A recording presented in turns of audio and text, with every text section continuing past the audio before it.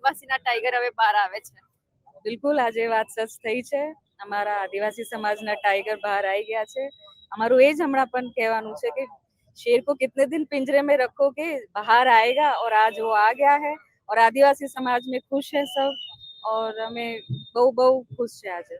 પણ હવે લડત અહીંયાથી આસાન નથી, કારણ કે દેડિયાપાડામાં જવાનું નથી. સ્થાનિક સ્વરાજની ચૂંટણી નજીકમાં આવે છે. હવે કારભાર છે ચૈતર વસાવાની સાથે તમારા જેવા કાર્યકર્તા ઉપર પણ છે.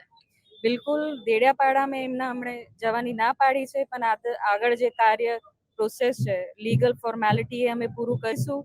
ન્યાયતંત્ર પર હમણાં પણ અમને વિશ્વાસ છે અને ચેતરભાઈ એમના ઘરે ચોક્કસ દિવાળી મનાવશે. એટલે દિવાળી મનાવવા માટે ઘરે જશે. સવાલ એ પણ છે કે શકુંતલાબેન ઉપર પણ ફરિયાદ થઈ છે. હવે એના વિશે શું છે એની આખી માહિતી લેવા, એ કઈ જૂનું કેસ છે, આ લોકો કેવી રીતે હેરાન કરે, એવી રીતે આ લોકો બધાને ફસાવવામાં આવે છે.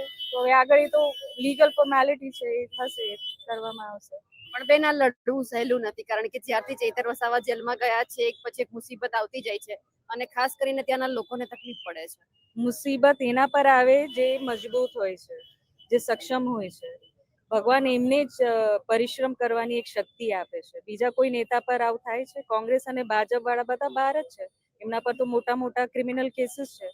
તો જેટલું એમને હેરાન કરવામાં આવશે એટલા પબ્લિક જોડાશે, એટલા અમે બધા તાકાતવર બનીશું અને અમારી ખૂબ સરસ અને મોટી ટીમ મજબૂત બનવાના છે. ટીમ મજબૂત બનવાની. બીજી વખત ચૈતર વસાવા જેલમાં ગયા અને ચૈતર વસાવે હવે થોડું ગુસ્સા ઉપર કંટ્રોલ રાખવો પડશે, કારણ કે લોકો માટે લડે છે, લોકો માટે જેલમાં પણ જવું પડે છે અને લોકોને પાછું ચૈતર વસાવા વગર રહેવું પણ પડે છે, કારણ કે કામ ના થાય. હમણાં વિધાનસભાનું સત્ર ગયું એટલે ખબર છે કે સવાલ એટલા બધા ના ઉઠ્યા હોય. વિધાનસભામાં તો ફક્ત ફોર્મેલિટી કરવામાં આવે છે.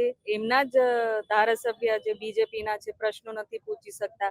આવી તો હાલત છે જેવી રીતે પટ્ટો બાંધેલો હોય. આમ સોરી આ સ્ટેટમેન્ટ યુઝ, પણ પટ્ટો જ બાંધેલો છે એના પર.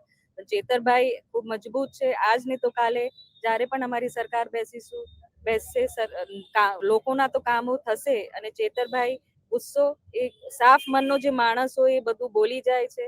એટલે તો અમે સમાજ સમજીએ છીએ અને એ જેટલું પણ સંઘર્ષ કરશે અમે બધા એમના જોડે છે. સંઘર્ષ કરશો. હવે જે આખો આ કેસ થયો છે તેમને લઈને લડત આપશો? કારણ કે જે રીતે ફરિયાદ ચૈતરભાઈની નથી લેવાય એટલે લડત તો ચૈતરભાઈ ક્યાંક આપશે, લાગે છે એવું તમને? કાયદા નિયમ બધા માટે સરખું હોવું જોઈએ. એમની જે ફરિયાદ લેવામાં નહીં આવી હતી એના ઉપર પણ શું લીગલ ફોર્મેલિટી કે લીગલ પ્રોસેસ અમે કરી શકીએ, કરવાના છે. अब आगे आगे देखो खेल होता है क्या. આગે આગે દેખો હોતા હૈ ક્યા. શું